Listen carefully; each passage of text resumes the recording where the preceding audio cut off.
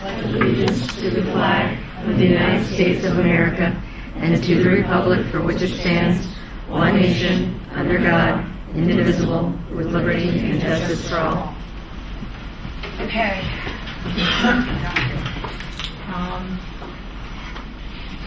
Ally, you have the roll.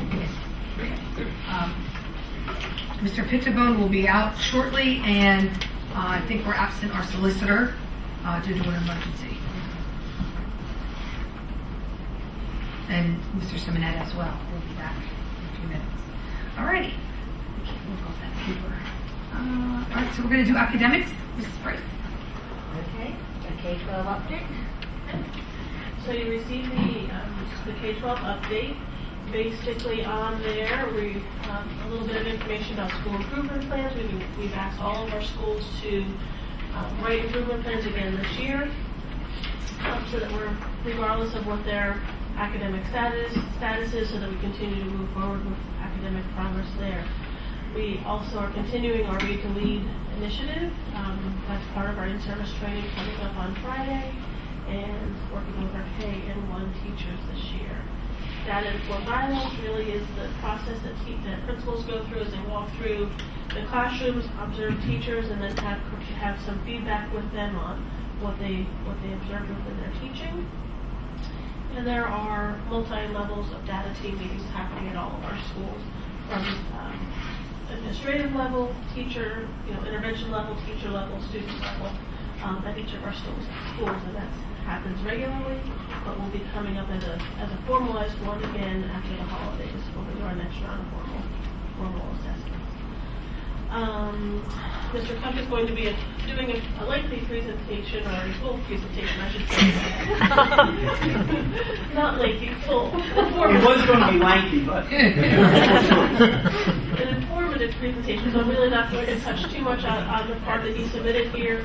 STAR, as you know, you'll hear about that, but it's one of our data systems, personalized learning happening at the high school, and a double math block at the middle school for students who need a little extra support or enrichment in that area. Mrs. Trinkle submitted a lot of information there, again, from Student Services, and our technology department submitted information regarding the short throw projectors that you saw demonstrated a few weeks ago, as well as Clever, which is a clever way to get kids logged into multiple programs easily without having to know access passwords. So if you have any questions, I'm happy to answer or defer to my colleagues. I just wanted to say that it's great that we're working with Family Connections and Red Cross for people relocating from Puerto Rico. I think that's really important. All right, and I guess I'll go to the next part. Thank you. Thank you. The student performance profile.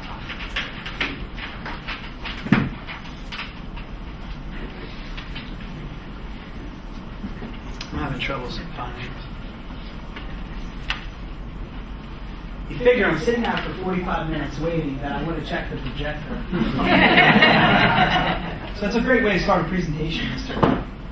Give me 1 second here. In your board packets was the SPP school performance profile presentation. Just give me 1 second, I'll make sure I throw it up on the screen. So what I'm going to be presenting tonight is actually 3 parts. The first part is the school performance profile. The second part is our 3-year PSSA data and Keystone data. And then I'm going to move right into the comprehensive plan on behalf of Mrs. Amelie, who is absent this evening. So in terms of the school performance profile, I did present to this board. Most of the members were present last year regarding what the school performance profile was. Unfortunately, last year when I presented, the elementary scores were not finalized. So this year we do have SPP scores for all of our schools. It says it's busy. I just disconnected. I think I just lost my stuff. We're good. Now I can breathe. So taking a look at the school performance profile, so I'm going to talk a little bit about what it is so that we're all informed as to what it is, and then we're going to take a look at all of our elementary buildings, our middle, and our high school in terms of what that score looks like. And then next year I'll be back again presenting a different model called the Future Ready Index. So as soon as we get a hold of something, as soon as we really understand what it is and how it's used to measure our schools, the state went and then modified that to the Future Ready Index. And I'll talk a little bit about what that might look like next year because it hasn't necessarily been finalized.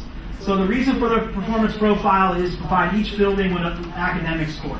And if you read the newspaper a couple weeks ago, the Morning Call put an article in there and they actually ranked everyone in the local area. And that's one of the reasons, ironically, that they're changing the school performance profile. Is because they didn't intend for it to rank schools that were 50th and or had a score of 50 and schools that had a 90. That wasn't necessarily its intention, but it does allow them to do that. It informs the public on a performance for each school, charter schools and cybers that are public in nature. It provides parents and taxpayers with performance measures. So when you go to these pages, you can look at our district, look at our demographics, look at our achievement data, look at our growth data, and some of those other factors that they're using to measure our schools and compare that to schools across the Commonwealth. It's also important for us to make sure that we review these scores and take a look at it in terms of resource allocation, targeting school improvement within our buildings, and making sure that the work that we are doing is leading to increased student achievement.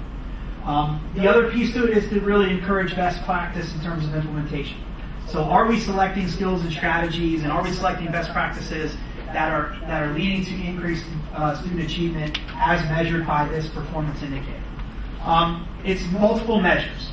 The multiple measures, though, I will say the caveat is that it's really dependent on state test scores, but they measure them in different ways.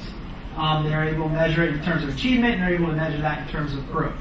There are 5 specific categories of measurement. So if you look at the overall SPP, and I'll show you where you can find them on our district website, is the indicators of academic achievement. Those are just your basic PSSA or Keystone scores for reading, mathematics, and science. The indicators of closing the achievement gap then consist of that other 5%. And what that means is you have a baseline year for the high school. I think it's like 2014, let's say. For the middle schools, the baseline year was 3 years ago when they started the new PSSA. And what that is the number of students that are not at proficient or better is you have to make ground on that on a yearly basis. So that's 5% of your score. It's also disaggregated by your historically underperforming kids, which are kids who fall under the categories of special education, ELL, and economically disadvantaged. And so when you look at their scores, it's disaggregated, and you'll know where those students perform in relation to the achievement gap, which previously was 100%. That now will change with the ESSA regulations. There'll be targets per grade level. Right now, I think they're 80% by 2030, but initially it was 100%. So if your district is at 45 or 50% proficiency, you need to be at 100. That's 50%. You got to close half the gap over 6 years. So in our schools, around 24%, we have to improve over a course of 6 years. So at high school, we're moving on year 5. At the elementary and middle schools, it's year 3 of that initial baseline year because of the new PSSA. The other academic indicators, there's 10% there. They're looking at attendance rates. They're looking at graduation rate at the high school, and some of the other indicators in terms of 3 or better on AP scores, and those students having access to the PSAT and AP course in the school. Extra credit for advanced achievement, so it looks at your number of students who are proficient, but then it also gives you bonus points for the number of students that you have advanced in each of those tested areas. The achievement breakdown, and I went through some of this with you, is looking specifically at the PSSAs. At the high school, they also have the NOCTI assessments, so the students that are at CIT and the students that are in our CT programs at the high school, their NOCTI scores then are calculated and a percentage is given and a score is given in terms of our performance. In elementary buildings, or any building that has grade 3, they also pull out grade 3 reading. Because as you all know, that is one of the most important indicators of success in education, is the student's ability to read on grade level in grade 3. SAT and ACT college ready benchmarks set by the College Board and ACT. The students have that percentage that reaches that benchmark, then that percentage of students in the graduating class will then be scored in the SPP. I reviewed what the closing the achievement gap was. Once again, it's the baseline year minus 100. Then you take that and divide it by 50, or divide it in half, and that gives you what you need to do in 6 years. And then each year you need to measure or reach that target. So I gave you 24% over 6 years, which means you need 4% or better in all students in closing the achievement gap, and also for your historical and underperformance students. In terms of academic growth, the Pennsylvania Value Added Assessment System basically compares quintiles of students within state performance and then says whether or not they reach their growth target. So if student A performs this year in the first quintile and scores a scaled score of 238, and the average increase in that scaled score for those students in the first quintile is 12 or 15 scaled points, and that student reaches it, then that student is reaching their growth target. Okay, so it's not a matter of reaching proficiency, it's a matter of the student's performance growing each year. And then there's an adjusted growth index, an AGI, that's given to the school based upon the number of students who are reaching that growth target. I will emphasize that the growth target is determined by one assessment. It's determined by the PSSA and or the Keystone Assessment, and the growth is measured from 1 year to the next. And then it starts off with the next year and the next year. So it's not growth over historical time periods necessarily, it's from this year to the next that the district is going to get, or the school is going to get credit for, or not get credit for in terms of that student's growth. So later on I'm going to talk about a different growth measure that we have as a district when we talk about a school improvement plan. Other academic indicators, here's the specific list: forward graduation rate, promotion rate, the number of students who are matriculating and moving up the system with their grade level peers versus the number who are held back, the advanced placement or college credit. So what do we have available to our students? And so we maxed that out. We had 26 college advanced placement courses at the high school. We maxed out that particular category at 100%. The PSAT plan of participation is the number of seniors from last year's class that took the actual PSAT. And that could be either from us, because as a district, all of our students take the PSAT 10 in the spring. And then those students who take it for National Merit Scholarship qualification, typically in October. Extra credit I reviewed with you. Here's just a breakdown of it, the percent proficient, either advanced in the Keystone or the PSSA at math, reading, and science, as well as those scoring advanced on the NOCTIs or those scoring 3 or higher on the AP exams. So looking at our elementary data, I try to put in a table not to get too crazy, but if you look at each of our schools, I highlighted the achievement data with math from 15-16 to math to 16-17 for each of our buildings, as well as ELA from 15-16 to 16-17, and then on the far right is the SPP categories.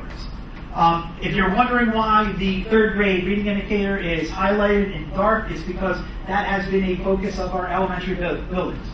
That will become a focus, or has become a focus, with the Read to Lead initiative, starting in grade K last year, going to grade 1 this year, and then moving up. So we should start to really see those scores in that particular area begin to increase as our investments come around to third grade. Looking at it now, we are seeing some growth. So looking at Cheston from 55 to 60% last year, Fork 72 to 78, Mart 64 down to 52 this year. So we're looking at, remember, this is a different group of kids each year in third grade. Right now, sometimes you have higher performing students, sometimes you don't. It's not an excuse, it's just the reality when you have small populations of students. So at March, you're looking at maybe 83 kids in that grade level. This year, 60 or so proficient. Or last year, maybe this year is about 50 or 40 students, and then you lose that percentage really quick.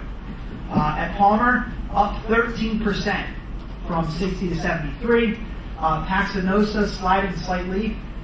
Shawnee basically at the same, and Tracy at the same for their third grade. So this is a category that Tracy and I and the rest of the team will be looking at very closely as we progress forward with the Read to Lead initiative and ensuring that we are increasing that grade level. It is also part of our district's connection with the United Way. So Mrs. Amelie sits on a Valley initiative for reading at grade 3, and we are very much an active participant in making sure that our point of emphasis is on getting kids to read by grade 3 within our district. At the middle school, right now, we are struggling with some transitions, so there's a lot of asterisks there, and I want to make sure that we understand what we're looking at, because as we place data points on the board, we can't always take them for face value. So 14, 15 SPP performance data in math, 27%, 15, 16, 30%, and then our performance data for this year is 24%. So kind of up and kind of down. It's important to note that the 14-15 school year was 4 grades in our district. So we had 5, 6, and 7, 8 that were combined. The data for 15-16's SPP in terms of the percentages was grades 5 through 8. That was last school year. And then this past school year it was grades 6 through 8. So we made 3 transitions at the middle school with different groupings of kids, and the SPP is all grades, not just one grade 5, grade 6, grade 7, but I will review that data with you a little bit later in the next presentation. At the high school, so we're going back to 12-13, and the reason why I went further back for the high school is because looking at the elementary and middle schools, their test was realigned 3 years ago. Okay? So the high school Keystone assessments, which they're being measured on, were implemented in 12-13. So if I go back to 12-13 for our elementary buildings, it was a different test. The percentages look much different, and they look much different across the state of Pennsylvania in terms of achievement. So 47% we started off in 12-13 at the high school. We are now at 63. We're 63 last year and 66 this year, so there's still an upward trend. 19% improvement over those last 5 years. Biology starting at 34% in 12-13, 63% this past year, 29% improvement over that span of time. Literature 66% starting in 12-13, right at 69% this year, so it's been somewhat stagnant in terms of measuring against those other 2 categories, but I would say it's right at the state average in terms of the literature performance. SPP scores started at 64.3 in 12-13, 76.9 now.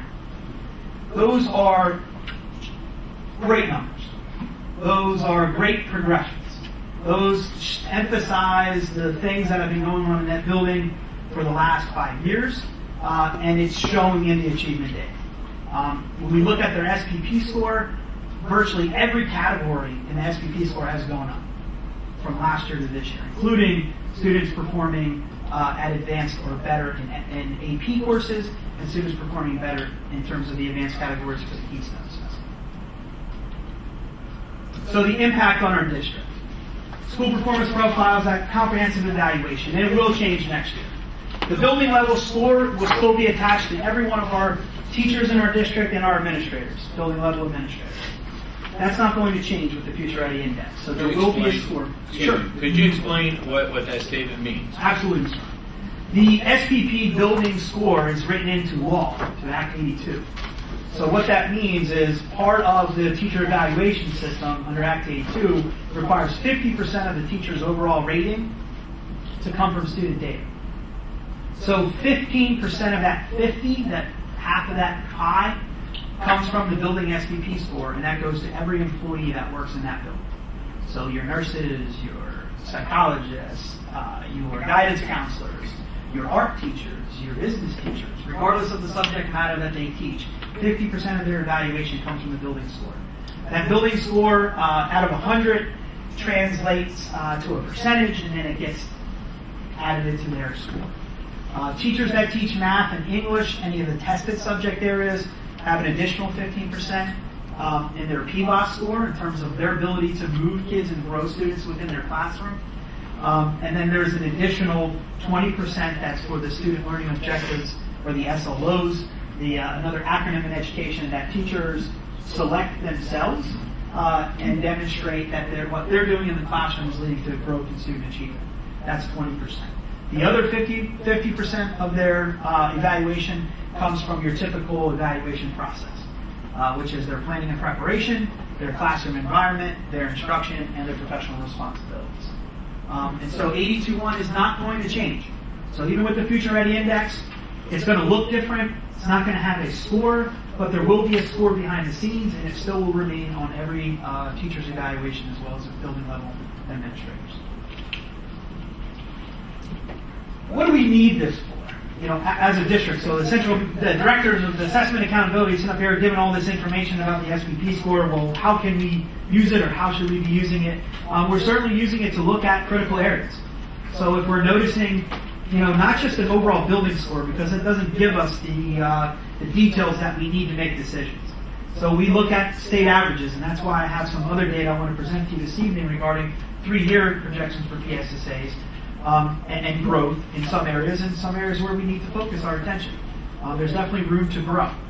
But the other piece here is that it does impact everyone. And so that's the message principals like Mr. Geiger and Dr. Cynthia, Mr. Hightower, and the other elementary principals are communicating to their staff, is that everything that we do matters. So we need to improve student achievement, and when we do, it is going to impact you positively as a teacher or administrator in the district, because we are using that as part of your evaluation. But it does take everyone. So it impacts everyone, so it takes everyone to make sure that we are improving in these particular areas. The downfall is, right now that building level score. Like when you put a score, like even a 76 point, 9 at the high school. Like when we look at 76.9, we've all been educated. And a 76.9 is a C, any way you look at it. But it's a good score. It shows a lot of growth. It shows a lot of achievement. But when we look at it, it's a C. So that's one of the other factors. And now when you look at scores with like 60%, you start looking at it and saying, well, that's a poor performing school. But when you look at the data, they're right at the state average. So they are performing, very similar to their peers across the state, across the Commonwealth.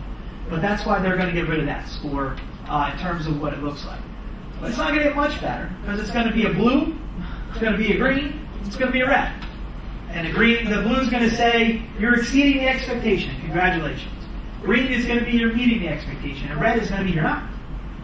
So you either meet the target, which was 80% by 2030, and you get a blue. Some schools around our valley have the great fortune of having that already blue, because they're already at 80%. And then those schools in green is, did you meet your target? Are you above the state average, and did you show growth from last year? And if you didn't meet the state target, or you didn't meet the state average, then you're going to be red. And so you're going to look at those categories very similar to what you saw here, and you're just going to get the blue, the green, and the red. So how will we use that is we'll look at those indicators and say, those indicators that are red, what are we doing to address this?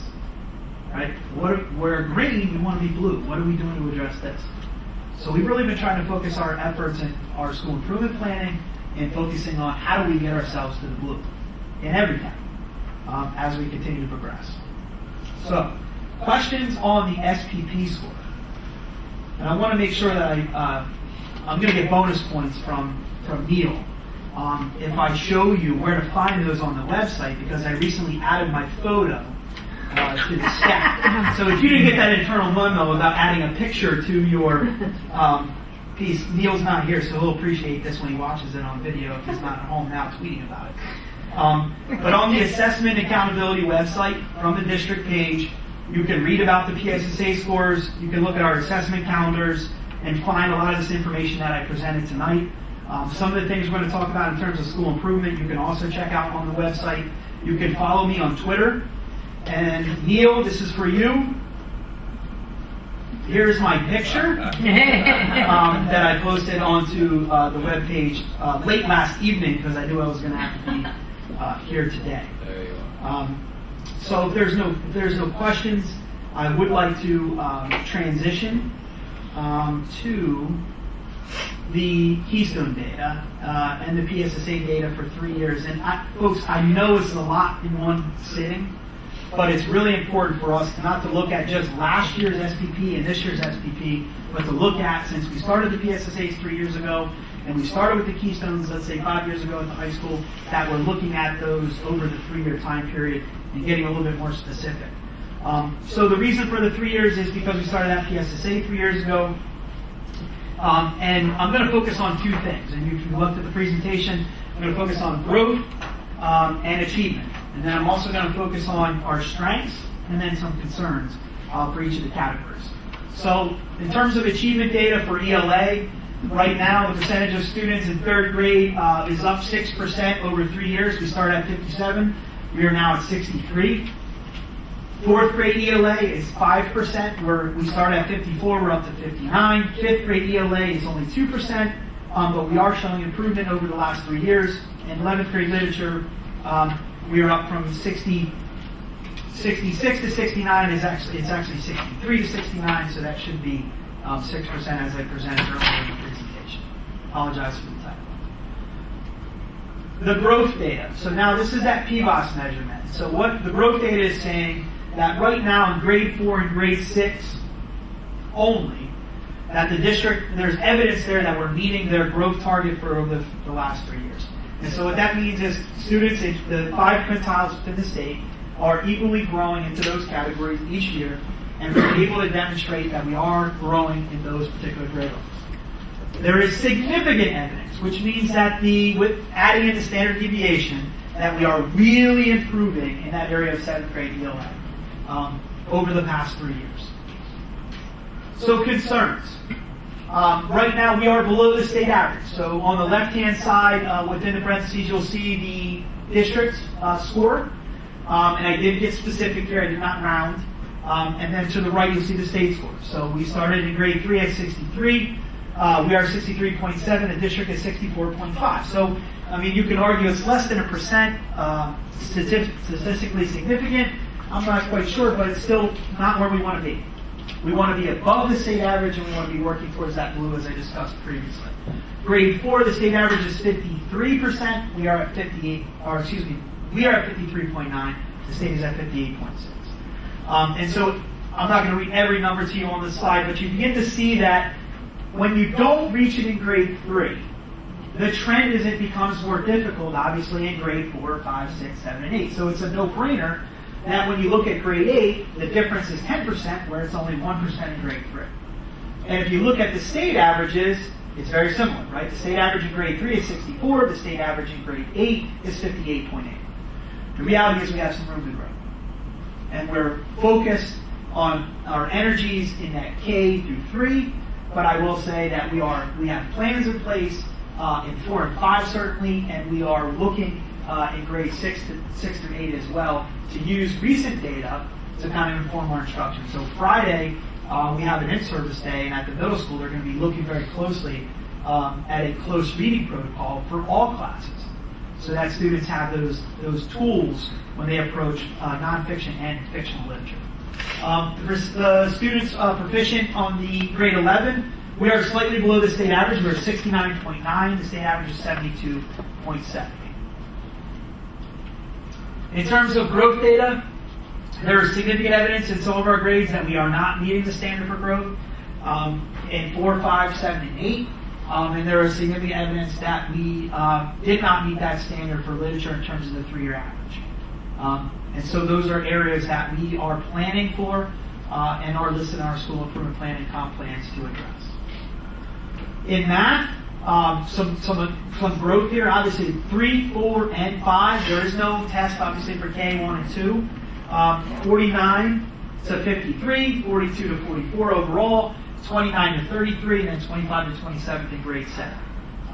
Right now, grade 6 and grade 8 were the only 2 grades that we haven't seen growth over those 3 years. And then at the high school, as I reported out previously, 19% increase in the number of students proficient over the past 5 years. Math and algebra. What our growth data is saying, there's significant evidence that the district exceeded that for the 3-year average in grade 6. And notice on this slide that in achievement, we didn't show growth, but we showed growth on the PBOS for grade 6, which typically doesn't happen. But there is evidence that the district has met the growth target for the 3-year average for grade 11. Concerns. Once again, we are below the state average slightly in each of those categories, and it increases as we move from grade 3 to grade 8. And then once again, that is that snowball effect. As we don't meet the target in grade 3, students get behind, and we're trying to play catch up as we get to that point in grade 8. So the other thing to understand here is that big difference between achievement and growth. Because if we consistently measure ourselves on achievement, we know in grade 3, 54% of our kids that meet that target. The next year, it's going to be an uphill battle for us to reach a target if they haven't met it in 3rd grade. Right? We have to make up that ground. So we're really trying to look at how well are we doing that? How well are we making up that ground in each of those grades as we progress throughout the school year? Mike, are we, with all the new technology that we're putting in and the whiteboards, are we going to be utilizing that technology, especially K-1, 2, Sure.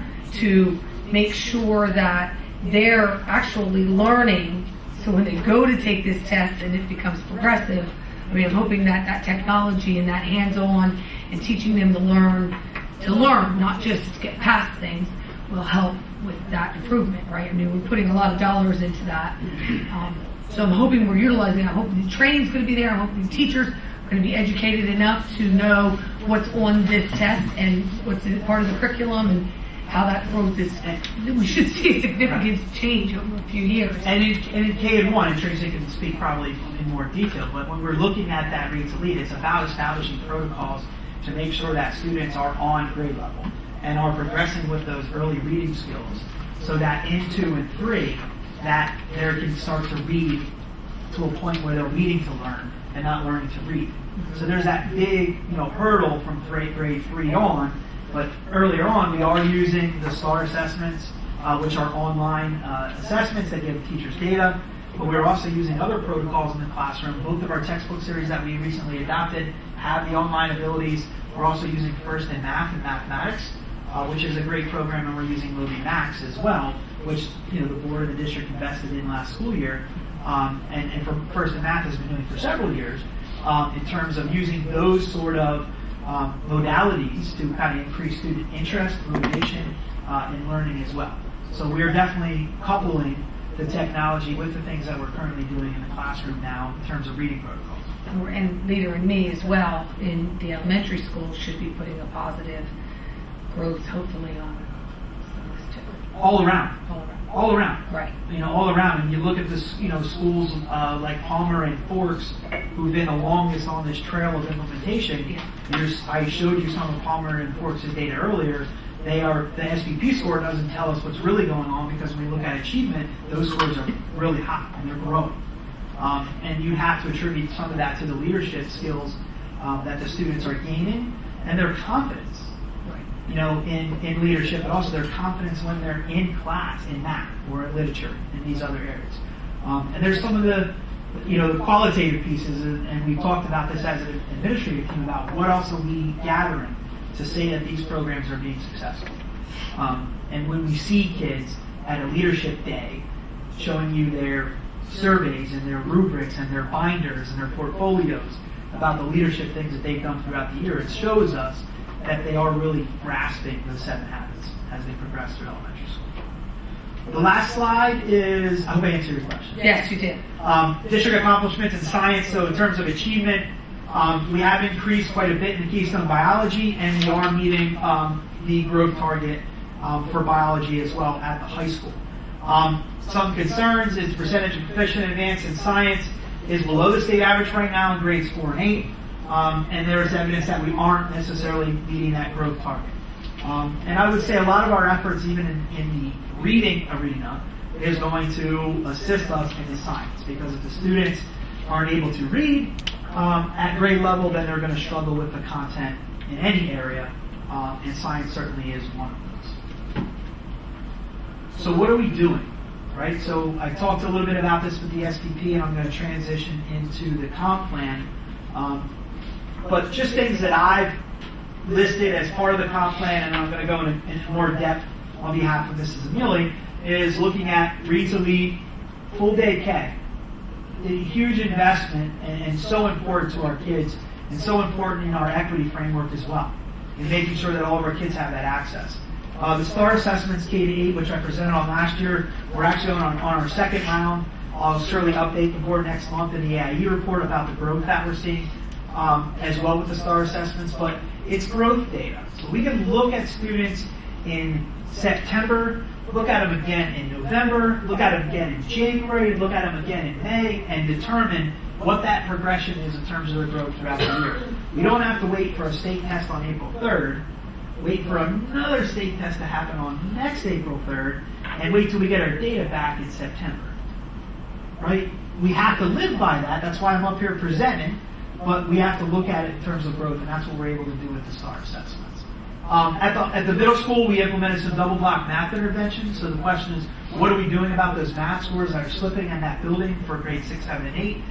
Is we identified 140 kids in grade 6, 100 kids in grade 7, and 100 kids in grade 8 that really need additional math instruction, and they have an 86-minute block of time where they're using technology in a third of that on a daily basis. And sometimes they're using it even more. And so that's what Jen Goodyear presented to all of you last time she was up here, was Jen was implementing a station rotation model in her classroom, and she was able to show that. So that also goes to the personalized learning framework that we're using at the middle school for the math cohorts, and we're using at the high school for the entire staff. And of course the one-to-one initiative, which is a great support for our students in terms of equity and having access to the world.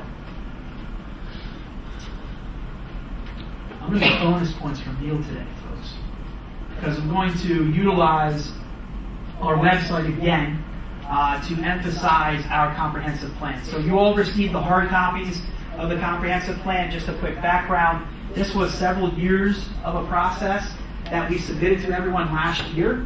They put it on delay for a year because of some legislation that was passed. And so we brought the team back together, made some revisions, and extended our plan out to 2021. So that was presented last year. What that consisted of is basically reviews of a very robust needs assessment, K to 12, that happened in all our elementary buildings, middle and high school. We then use that data as well as student achievement and growth data to determine what our needs were as a district, and then we highlighted those in the comprehensive plan. So you have 3 packets. The first one is actually the plan itself. The second packet is the PD supplement, which talks about the professional development. That's part of the plan. And then the third is your affirmations, which will be signed off saying we all agree that this plan is going to be successful as we progress. So on our homepage, if you look at About Eastern Area School District, we have this framework for success, and I know you've seen this as board members before, but it's really important to bring us all back to this plan, created with Mr. Reinhardt and Mrs. Amelia, and then extended on down to the rest of the administrative team, but equity as our focus, and looking at each of those lenses of student achievement, school culture and climate, our organizational effectiveness, and our student supports, is our framework for success. And so this is available for everyone to see because this is our plan. This is what we are doing and how we're progressing as a district, and you can find hints of each of these components in the comp plan as well. Personalized learning, differentiated instruction, we focus a lot of time and energy on these, and we're continuing to grow with our teaching staff. Read to Lead, First in Math, the one-to-one initiative, Power School Analytics is another product that we're going to be bringing online this year so that teachers, administrators, and counselors can see one dashboard with student attendance data, student behavioral data, student discipline data, and then be able to make informed decisions about student need. Our MTSS system, we're using those STAR assessments to determine student need and making sure students are placed in interventions. The IE period at the elementary school, period 1 at the middle school, and rover block at the high school is where many of the Tier 2 and Tier 3 supports are taking place within our district. Mention Leader in Me, Mrs. Trinkle is working with a cohort, a cadre of staff members called Trauma Informed Schools, school-wide positive behavior support systems, and of course our community partnerships at Cheston and Pax right now, and moving to Eastern Area Middle School in the very near future. Student supports. A shared philosophy on student behavior. We spent a lot of time this summer working with all administrators We had a retreat for a full day. We really try to focus our energies and our attention on what is our philosophy on student behavior. We know that there's a need to provide students with consequences and teach them responsibility, but we also have to learn. And so do our students, right? That's what we're doing in school. And so we need to correct those behaviors, not just discipline our students for them. And discipline is something that behaviors are something students are telling us, right? I'm telling you something. It may not be telling you the way you want me to tell you, but I'm telling you something's going on, and we need to be cognizant of that as we progress. Attendance, the strive for 5, obviously, is something that we're looking to accomplish with assistance from the United Way, and really putting that at the forefront of what our elementary, middle, and high school buildings are is be to school every day. That's where we have the ability to learn. Try to reduce those absences, whether they be vacations or being sick, to under 5 days. It's a great goal. Community partnerships, once again, we talked about those before, but they're so crucial in what we do. We know that education, particularly public education, is underfunded, so we have to go out and find those opportunities that allow us to do things we want in our schools. Accountability, increased positive and corrective feedback is something we focus our attention on in terms of organizational effectiveness and public relations. So I'm kidding about Neil Wren's ideas, but they're good ones. We want the public to know what we're doing in our schools. We want them to know that their investment is worthy. You know, it is a great thing that we're doing with our kids in our system, and to be proud of the new buildings and the achievement of our students throughout the district and their accomplishments. It's something to be proud of, the opportunities that we present our kids with on a daily basis in the Eastern Area School District. And oftentimes we highlight those, but it's really easy to say, well, this happened today or this happened tomorrow. What have you done for me lately? So it's important for us to make sure that in terms of public relations, that we're putting our positive, our best foot forward on a daily basis as a school district. Mr. Cook, could we just inform the board about the survey That recently went up? Yep. In case you don't know it. So there was a recent, some of you have students in the district receive the email and those employees in terms of gaining valuable information on how parents like to be communicated and how they're being communicated with now and how we can then meet their needs so that we can be a little bit more precise for in the types of communication that we're utilizing with our families and pinpoint those things. So Neil is working on that. We're looking forward to that data coming back from parents. So those of you watching and those of you who have neighbors or received the survey, we need your feedback. It's really appreciated. Is the survey on the website new app? Mm-hmm. Or did it just come on the email? It's on the website too. It's on the website, I think. Yep. All right. Yes, It's on the it is on the homepage. website. Right there under the news. Oh, there it is. Parent communication survey. There it is. Right, so news and announcements. It's a quick Google link. All right, how do you communicate with Eastern Area School District? Type in the email, go through these questions, and then we collect that feedback and then use that later on to determine where we need to improve as a district.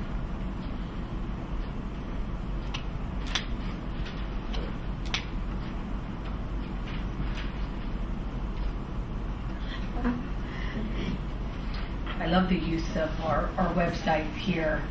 Yes. I think it's, it even helps board members to know when we can go back and look at things. It's another investment. So when we move to a new platform, is that what we call these things? A new platform, a year ago, and we're trying to make it user friendly. So that feedback is, important. So we click on About Eastern Area School District, and right down the left-hand side, you have those quick tabs. What do you want to know about? Departments, athletics, Board of Education, and then of course the frameworks for success. So the last piece here is just facilities, improvements and renovations. I mean, I gotta say that to be at Paxanosa in the first couple of weeks of school and to see those kids at home and in those new classrooms and learning environments and smiles on their faces, it was really great. And it was also great because I think we preserve our history within this community when we decided to make those improvements in that school. And it brings about just a different attitude into students, and I expect to see the same things at Palmer Chester. Mr. Cook, I want to, compliment you and the directors on your comprehensive plan. I assume when you get your test data back, you take a look at the cluster areas that the kids are not proficient. You cross-check that against the curriculum to see if there's any gaps in the curriculum, and then you make your adjustments, because we certainly don't want the curriculum to be one of the reasons. So, but I assume you do all of that. That's correct. And the curriculum is the one where we can start to map and say, when do we cover those topics? The concern is what have they learned? Right, so the curriculum part is, does it match, right? So what we're teaching, does it match what we're testing? Is one thing. And then the other part is what we're teaching effective and how we're teaching is effective. And that's really a lot of our dialogues and conversations, looking at the data now at different intervals and saying, is what I did last week working? And how can I make adjustments real time? Not wait for some state test to tell us we're not doing it right. Yeah, I think everybody has to realize it's the directors are the ones that ride herd on all this stuff. You can't have your building administrators taking care of that because they've got 100 other jobs. But you've got to have your directors riding herd on this and making sure that the pacing and the mapping is critical. You could be teaching it, but if you're teaching it at the wrong time, and after the test, you're done. So I think that those are the key elements that the directors have to really key in on when they look at that. They're the ones that are going to be the shepherds of where that curriculum's going, really. Well, and I think putting Mike in this position, you've done an amazing job, you and your team, and you're actually pinpointing it down to 100 students with this. I mean, pretty soon we're going to be able to actually know exactly, what group we have to target and how we're going to fix it. So it's amazing. And that's what I tell everybody, the hard work begins. Yeah. Right, so diagnosing the problem and diagnosing the concern gets us through that. And then we need to find ways in which to address it. And that's the hard part. So that's where all the compounding things come in. It isn't just a lesson on fractions. It's how am I transferring that information about fractions to my students? How are they engaged with that material? How is it being entered into their memory? How are they replicating that in terms of problem solving? How are they applying and synthesizing that information? So teaching and learning is a very complex process. And now with modern day technology, we can pinpoint things a lot quicker than we could previously, but the hard work is still the teaching. And that's, for our teachers to do. So they have a lot to do. So, Mr. Jano mentioned, directors, but it's really on the teachers in the classroom every day with those students to be empowered to make those sort of decisions to assist our students instructionally. Other questions from the board regarding any of the three things that I presented this evening? Excellent. Thank you so much. Thank you. Awesome job. Very good. I can't wait for that graduation rate. Oh, that's It definitely. starts to increase. It's already up. It's already at Well, 92%. but even more when you get these K through 3s up there. Look It's out. 92.7%, and we look at our student demographics, it's even more to brag about. Because it was at 80 something, wasn't it? 86, 87, Yeah, 88. so that's awesome. I love to see that. Thank you, sir. Is Stabler going to be large enough? No, I'm kidding.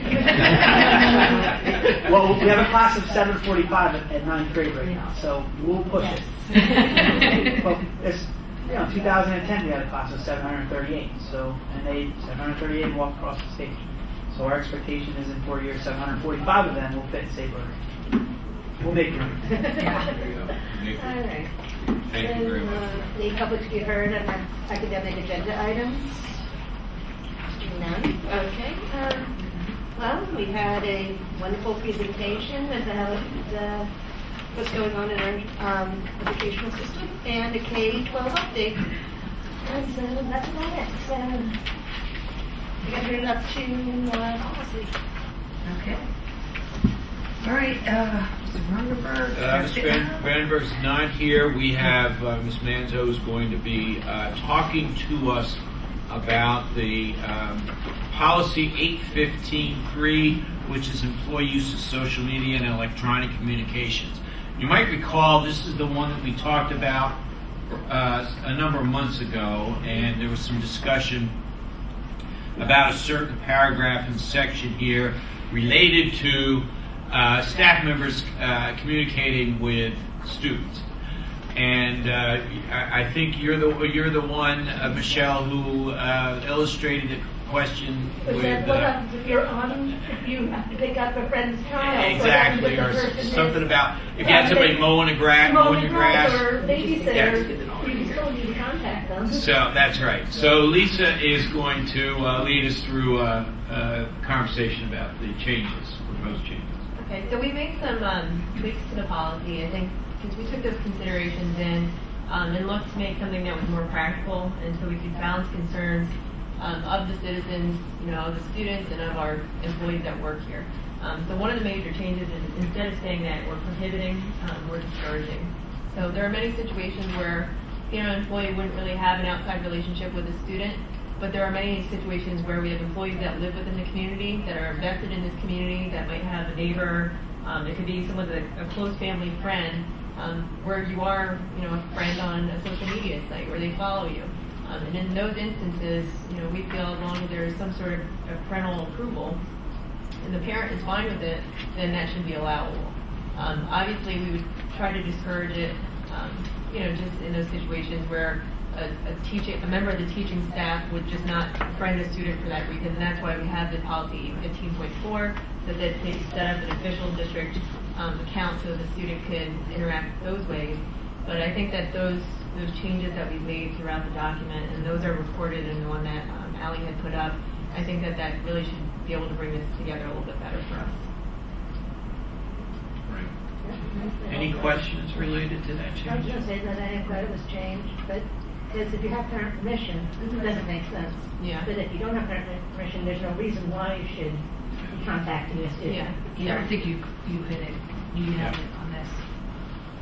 Any other questions or comments? If not, You're going to implement something where there's some kind of an approval or sign off that you'll keep on record or file then for that permission. In the case if it was something that you could go through if it's an employee, they could go through their supervisor. So if you wanted to give someone the heads up. So at the high school, if Mr. Geiger, being a community member himself, might let us know, hey, this person they're not my immediate family, but maybe they're a cousin or a second cousin or something. They might want to let someone know.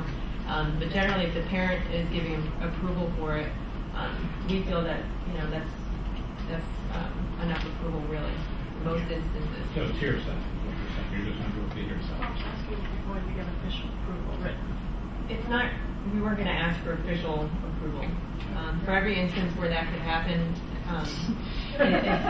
with the way that social media is, I mean, if you look at all the various accounts that people have and that students have sometimes, it would be really difficult to be able to monitor those types of things. So like we were saying, we're discouraging it, but we wouldn't be able to completely prohibit anything of that sort. Can you check with the NSA? They already have it. If they would share it with us? Probably. They're probably listening right now and going through all of our phones.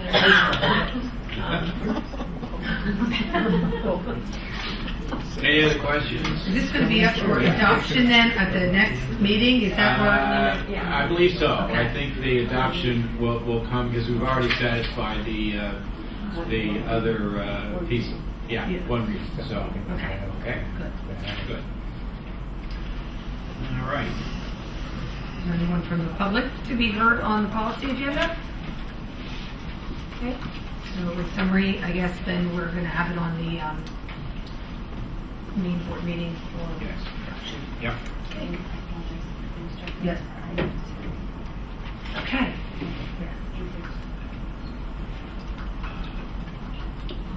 Okay, buildings and grounds. Mr. Boe is also not available at this time. Yes, All but right. we do have We do have Josh Josh. from Yes. Dewey Engineering that presents something. Give us an update on the capital project. Okay, thank you very much.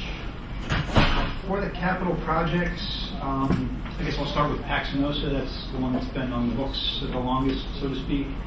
Had a very successful open house night, rededication ceremony. I don't know that we've been back in this setting since that happened, so I want to commend the administration and everybody who pulled that together. That was a really nice evening. So with PACs, we are in the final stages of the punch list correction period. Probably a few dozen items that are outstanding, nothing of major issues. It's a lot of touch-up paint, touch-up caulking, that sort of thing. So we're pleased with how things are moving along there.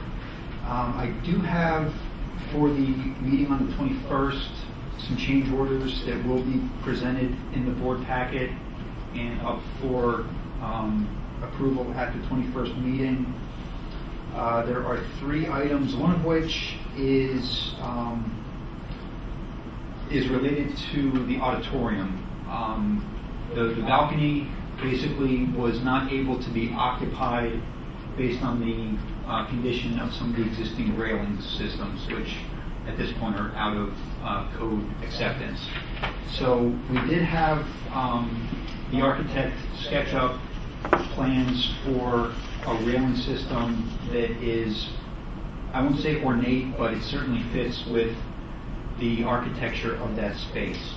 So, having said that, that railing system includes handrails going up to the balcony from the lobby. It includes the curved front section of the balcony and also the steps coming down from the top down to the bottom. So I just want everybody to understand how many we're talking about here, because the number that's been presented and is under review right now is for $52,000 for these railings. So that's certainly not a small number, but again, in keeping with the architecture and the feel of the space, so to speak, it is a pretty elaborate system that was developed and was reviewed, at least by the administration, for consideration by the board. The other 2 items are not nearly that extensive. You may have seen the gym logo and the lettering on the wall pads in the gym. Very nice, about 6-foot diameter logo for Paxinosa, and the Paxinosa stenciling that was put on the wall padding. Those 2 items were $4,506. And we also had additional handrails that were needed, again, at the stage itself to comply with current accessibility codes, and that was also kind of pushed along by the City of Easton. We were hoping to fall under the previous code based on the age of the building, but that was something that they wouldn't go for.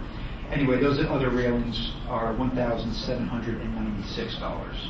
Okay, so those 3 items will be included in the board packet for the meeting on the 21st. Okay.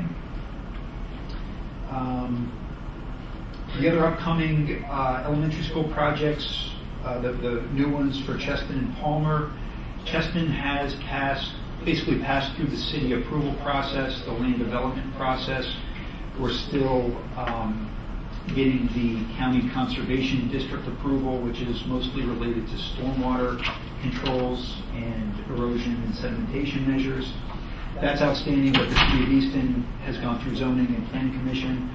So we are on track for bidding in February for the Cheston project. Palmer, we've had a little bit tougher time getting through some local agency approvals with Palmer Township. The zoning commission, the zoning board had approved the plans, which then kicks them over to the planning commission.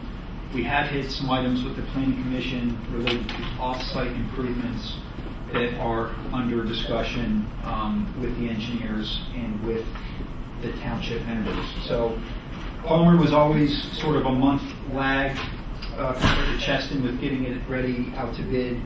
Depending on some of the outcomes of these discussions, we may have to reconsider that bidding schedule. We're hopeful that we can stay on track, but some of these items are related to agencies, including PennDOT, most likely, that typically do not have very quick turnaround times. So we're still hopeful that we can keep it on track, but with these land development snags, there may be a potential that Palmer could lag a little bit behind that initial schedule. Tracy, the Tracy project is progressing very well. The demolition is nearly complete. They've actually started installation of some of the new systems, including ductwork systems. One of the things I did want to talk about with Tracy is we will have some change orders to be presented on the 21st, and these are related to the condition of the concrete floors that have been uncovered and have been tested for the new flooring systems. We needed to do some tests to make sure that the flooring adhesive and the flooring tile that is scheduled to go down will not have any issues. Well, the problem with Tracy, and almost similar to Paxinosa, is we encountered quite extensive cracking in the existing floor slabs, and also the moisture content in the concrete is very high. The previous flooring systems contained asbestos adhesives and asbestos materials, which were much less susceptible to having issues with these types of moisture conditions. However, nowadays with the low VOC items and things that we have to install nowadays, they're much more susceptible to failure, to problems, if the moisture and the cracks are not addressed. So we have related to two separate cost proposals, one of which is for $9,514. That would address the cracks in the floor slabs. It's a reinforced mesh that goes down on top of the cracks and is built into the leveling system. That would address the cracks, but the bigger issue again is related to the moisture content. This is a two-part system, two-part epoxy barrier system that needs to go down. It's over 35,000 square feet, so it's essentially all of the first floor. The price for that moisture system is $60,680. Okay, so these are items that are necessary based on the type of flooring system that's going down on top of it. Can I ask a question about that $60,000? What is the source of the moisture that's coming in?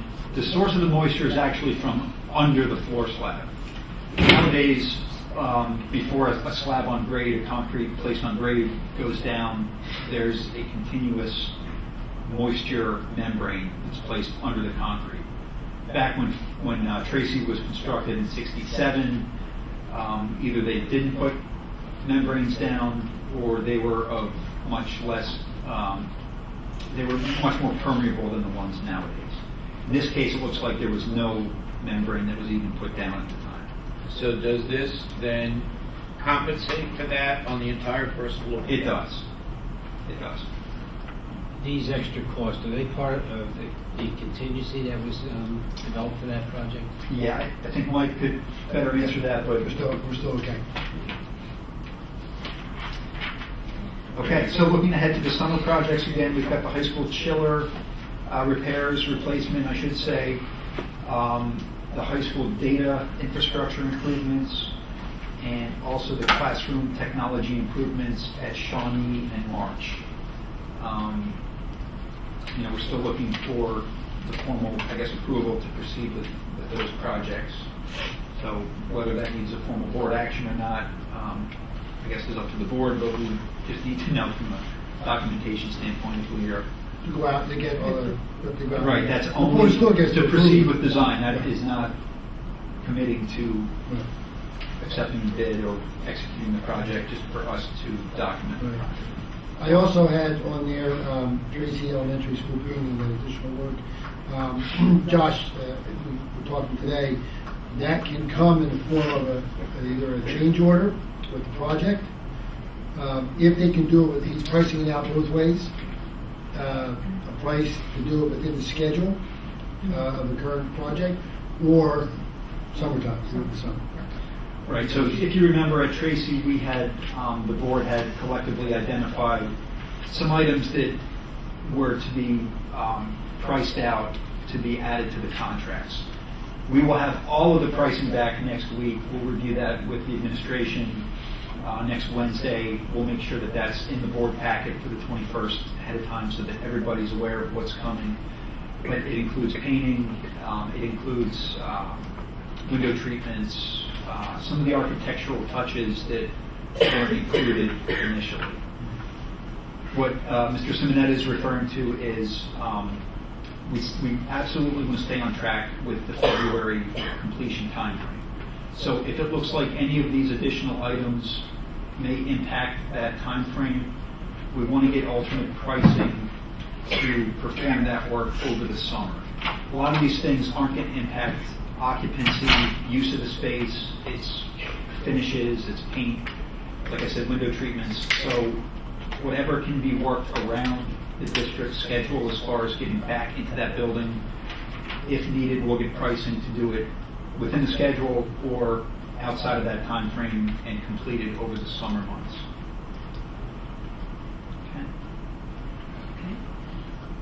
Is there anyone? Thank you, Josh.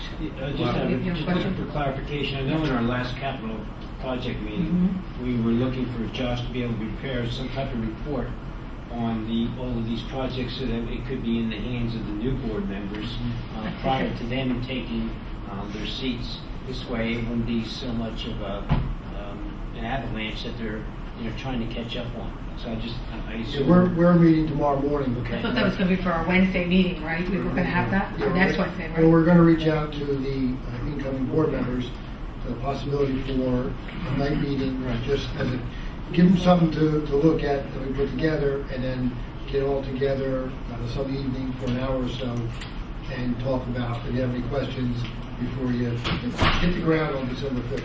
After the committee looks at it first, though, right? Yeah, okay. Because some committee members might not be able to attend that meeting. So as long as the committee looks at it and we get it, out to them, that's exactly the plan. Yes, I was going to put that in my little summary. Is there anyone from the public to be heard on buildings and grounds agenda items? I would just like to ask about this, the painting in the summer, and just looking at that from the teacher's perspective there. It would be, I think, troublesome for most staff members. We've moved them out. Now they're going to, at some point, move back in. I would hate to have to say to somebody, now for the summer, where you got to pack up your things because we're going to paint your room.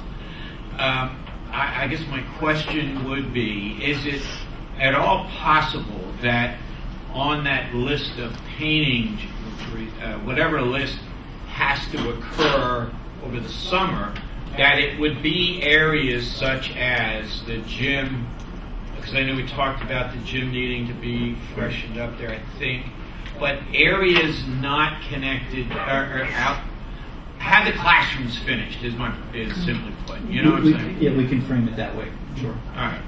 Because we're asking a lot of our staff members with all these moves. And John, I think we can, we control the schedule. So we can really look at that schedule and talk, if we move forth a little bit later, then it goes a little bit later. We may have a delayed Palmer already to begin with. So, we can really look at that schedule. Well, we can change accordingly. Right, we can, but I think that but I agree, we shouldn't, why should the teachers have a place to? Yeah. As long as we're sensitive to that, and we keep that on the table, the idea of packing and unpacking, and we look at classrooms as priorities. We'll be good, I'm pretty sure. But you're right, we can make adjustments here. Yeah. And as long as we include that, we're not going to have Tim's group doing anything in those buildings too. Yeah, and then, but now that you mentioned it on that, John, well, we can talk about that tomorrow, Josh. We're meeting more detail about that, but just off the top of my head, I mean, there is some semblance of packing to have the rooms emptied and cleaned out to begin with every summer. Every school does that. So maybe we can just have a discussion on how much more than that is needed. Yeah. Because they do that every summer anyway. So we'll talk more about that tomorrow. Yeah, all right, good. Any other questions from the board? Seeing none, is there still anyone from the public who heard on buildings and grounds agenda items? Okay, seeing none. In summary then, we're going to have some change orders at the regular board meeting, and we're going to have some updates, right, to the new board members, hopefully by that time, and I'm sure by that time. And that's it. We're going to have the motion on the agenda for the board to approve the summer work. Is that right? Yeah. Yeah. Yep. Okay. All right. Finance. Mr. Kendall. So it looks like we have one item here. We do. Technology replacement?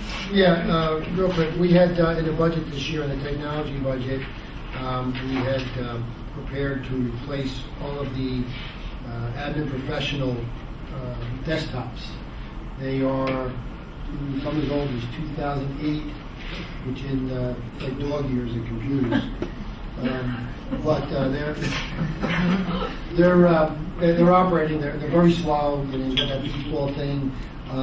They have been, in order to upgrade our technology over the last couple of weeks, and if you recall, we used our lease budget, and those desktops were taken out of the lease, so we could do other things with the students and stuff like that.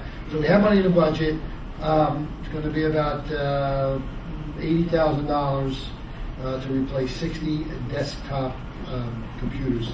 When's that implementation scheduled then? Once it's going to be on the regular board to approve, right? We're gonna So get how long is that going to be implementation take? Immediate, or is it something that's going to happen soon. in 2018?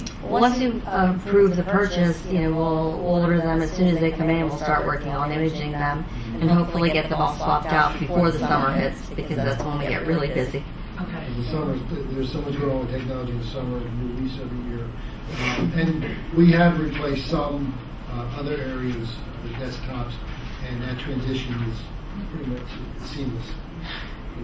And are these going to be on a cycle then for the future, so we don't go back to the 2008? We don't have room in the lease budget to get them on a cycle there, so we're replacing as they're needed. But we're finding that we need less and less of them, especially as we're moving towards one-to-one. But with the office staff, they're going to need them. But yeah, I'm hopefully getting them with more than the entry level, in anticipation of them being there for probably another 8 years. So, and Mike, when you're going to be getting some quotes on this equipment? Well, so how does this work? These are Macs. Yeah, we get those right from our. We have an online Apple education store, so we do get a discount from their regular commerce store. And in addition to that, because of the quantity, they did give us even a deeper discount than just one. Okay. That's the only item, and so not much to say except it'll be on the agenda. Okay. Moving on to other business. That's why we have a business from the board. Seeing none? I do have one thing to add. Okay, Mike. Mr. Bitterbone is requesting the board for a brief executive session after this. Brief being the key word. Okay. Moving on. Is there anyone from the public to be heard on non-agenda items? Okay. Seeing none? Can I get a motion to adjourn? Motion. Okay. In favor, we're adjourning at 7:50.